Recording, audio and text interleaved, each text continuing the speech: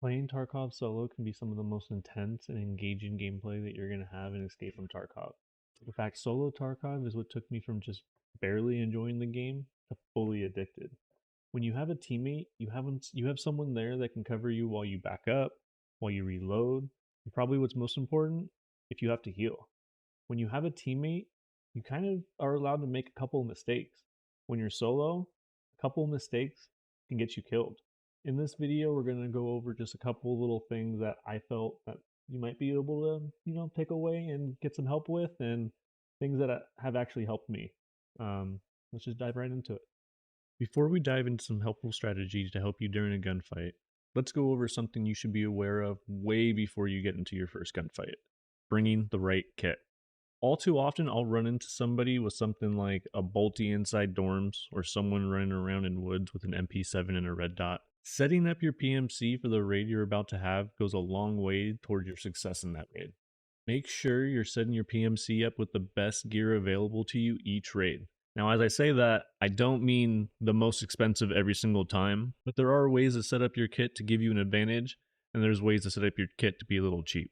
By practicing these tips paired with my other videos, you should start to see your stash count increase, meaning that you can afford to risk bigger and better kits. Remember, the better kits and ammo you use is more risk, but you're increasing your chances to win the engagement you'll eventually run into. Whenever I hear this brought up, I feel the two most important things people go over is armor and ammo, but I feel another huge advantage slash disadvantage that people don't talk about very much is choosing the scope that you like.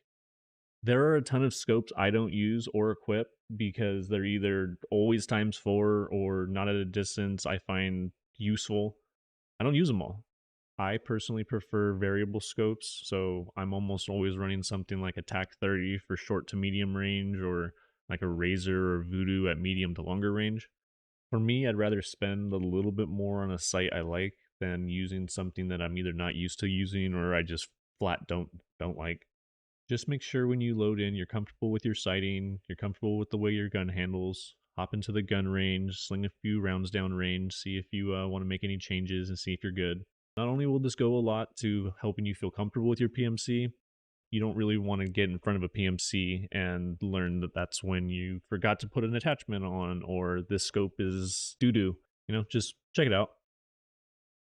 Now that I went over the most obvious tip of the video, let's dive into some meat and potatoes of a gunfight and go over what's going to give you an edge in your next engagement.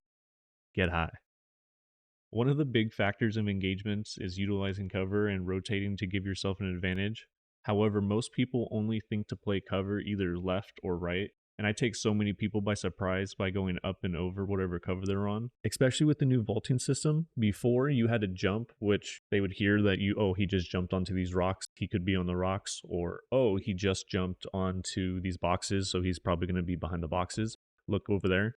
If you do it in a way that it doesn't alert them by using the vaulting system, it's a lot quieter, especially in an engagement. If you can do it in a way that doesn't alert them, there's a good chance you pop up over the top of them and catch them by surprise. Even if you're not in a cover battle, by utilizing high ground in your rotations and positioning, you give yourself an edge by taking away their advantage and giving yourself a bird's eye view to their positioning and movement, making it easier to secure the kill even if it's extended. While it could be seen as a disadvantage to not have a teammate, I like to look at it as an advantage.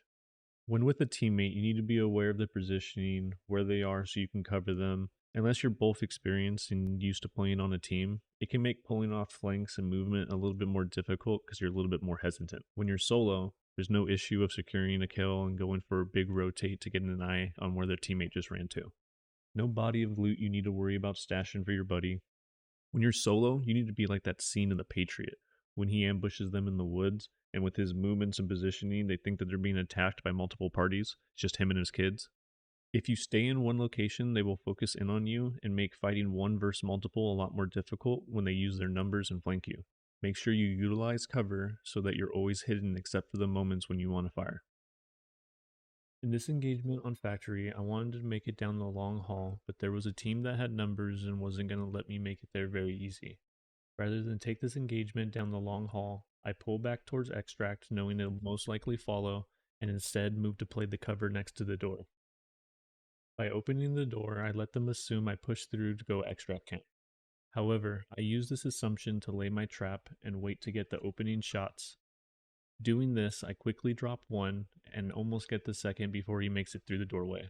Quickly, I push along the wall away from the door towards an angle I'll have a 1v1.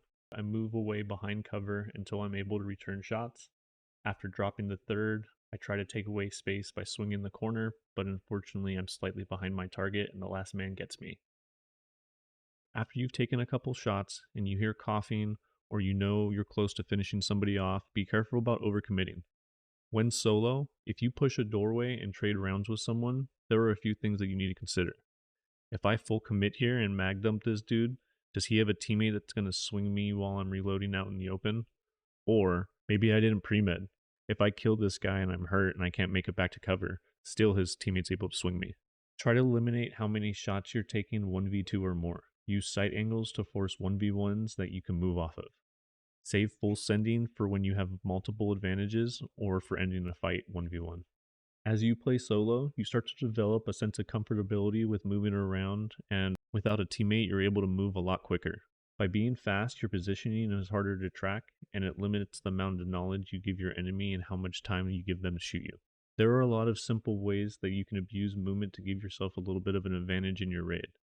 If you go by a door that's already open, or a room you think someone might be in, rather than just slow walking up to the door and risk being unloaded by somebody that's already holding the perfect angle, sprint by and look through the door. This is a very easy high level tactic that does a few things. First, it gives you an eye inside and a chance to see if there's anybody holding an angle. Second, if somebody is holding an angle, your run pass can bait shots alerting you to exactly where they're at in the room, making your next run pass you can pre-fire exactly where they were located, making it almost impossible for them to react in time. Second, if somebody is holding the angle as you run past it, it can bait shots, alerting you to exactly where they're at. Then, the next time you run past the door, you can pre-fire their location, making it almost impossible for them to react in time.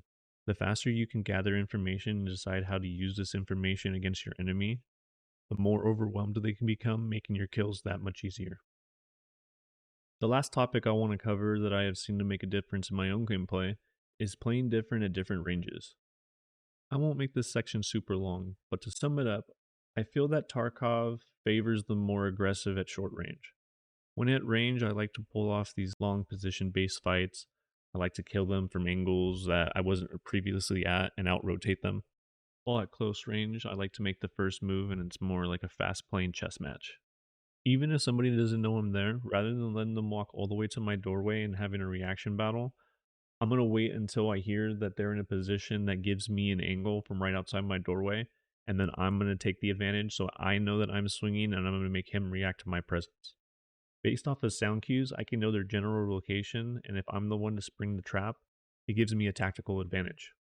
At range, make sure you're playing smart and you're making your shots count so you're not giving away your position, and always be looking to be in an advantageous position. At close range, look to move quickly when the opportunity presents itself. I want to thank you for reaching it this far. Those are just a few solo Tarkov tips that have helped me win more gunfights and make more money. I hope you liked the video and I hope you learned a few things that will help you in your own game sessions. If you want to see more videos on different content, please like the video and subscribe. Seeing all the comments of people enjoying the content shows me what content you guys like and what you guys are looking forward to seeing. So thank you, that means a lot. I know I have a lot to learn when it comes to making content and making them better, but as long as you guys are enjoying it, I'll continue getting better and better.